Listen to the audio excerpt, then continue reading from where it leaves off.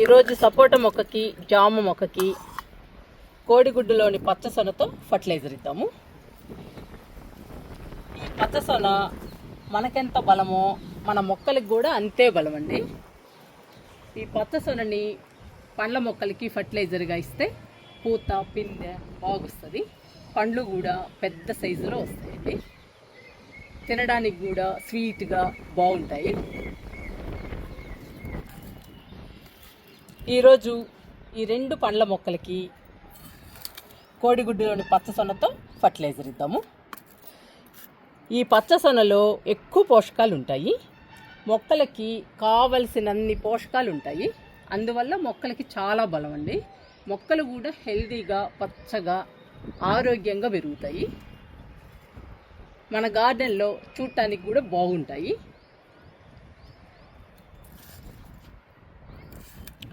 ఎక్కువ పోషకాలు ఉండటం వలన పండ్ల మొక్కలకి పూత, పిందె బాగొస్తుందండి. అందుకని నేను ఈరోజు సపోటా మొక్కకి, జామ మొక్కకి, ఈ రెండు మొక్కలకి ఫర్టిలైజర్గా పచ్చసొనని ఇస్తున్నాను. ఇంగిచ్చేద్దాము. సపోటా మొక్కకి పచ్చసొనతో ఫర్టిలైజర్ ఇద్దాము. చూడండి చిగుళ్ళు ఎంత బాగున్నాయో. కొత్త చిగుళ్ళు వస్తున్నాయండి ప్రతి కొమ్మకి. అందుకని చాలా హెల్తీగా ఉంది. మనం బలానికి ఫర్టిలైజర్ ఇస్తూ ఉంటే ఇంకా పూత, పిందె బాగొస్తుందండి. డబ్బా తీసేద్దాము.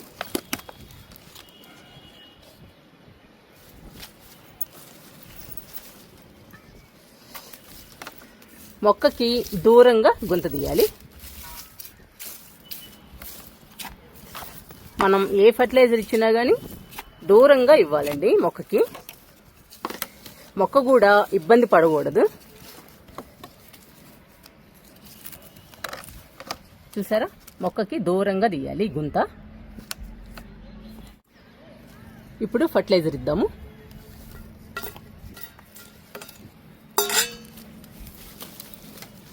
ఇంకా మట్టితో క్లోజ్ చేయాలి. అలా కప్పేసేయాలి. ఇలా ఇస్తే మొక్కకి చాలా బలం అండి. ఇది బలమైన ఫుడ్. ఇంకా సపోటా మొక్క హెల్దీగా, పచ్చగా పెరగడమే కాకుండా పూత, పిందెతో కలకల్లాడుతూ ఉంటుంది. ఇలాంటి బలమైన ఫర్టిలైజర్స్ ఇస్తూ ఉండాలండి. ఇప్పుడు సమ్మర్ ఉన్నట్టే ఉందండి. వర్షాలు అయితే లేవు. మనం వర్షాల కోసం ఎదురు చూడటం తప్ప ఏమీ చేయలేము. వర్షాలు వచ్చేదాకా మనం లిక్విడ్స్తో, ఫర్టిలైజర్స్తో మొక్కల్ని కాపాడుకోవాలి. అందుకనేనండి నేను రకరకాల ఫర్టిలైజర్స్ ఇస్తున్నాను. ఈ గిన్నెలోని పచ్చసొన జామ మొక్కకి ఇద్దాము.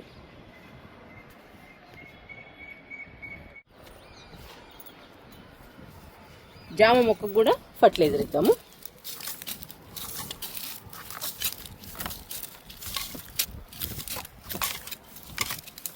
మనం ఏదో ఒక ఫర్టిలైజర్ ఇవ్వాలండి మొక్కలకి.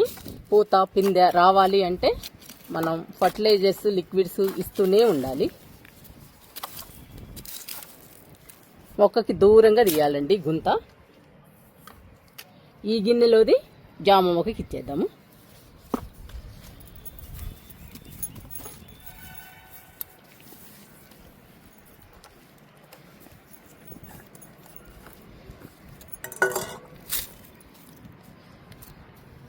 ఇప్పుడు మట్టితో కప్పేద్దాము.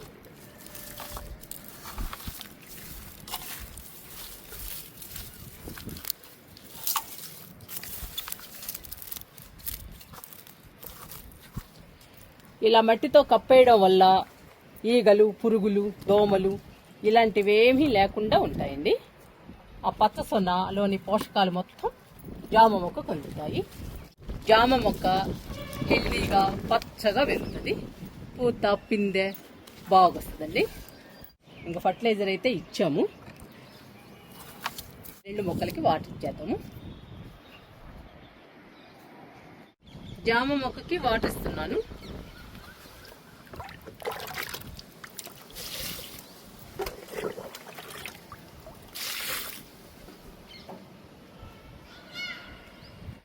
సపోటా మొక్కకు కూడా ఇచ్చేద్దాము వాటర్ని.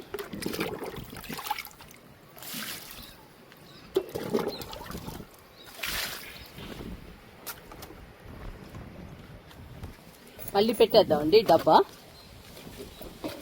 మనం కిచెన్ వేస్ట్ ఇవ్వాలి కదా.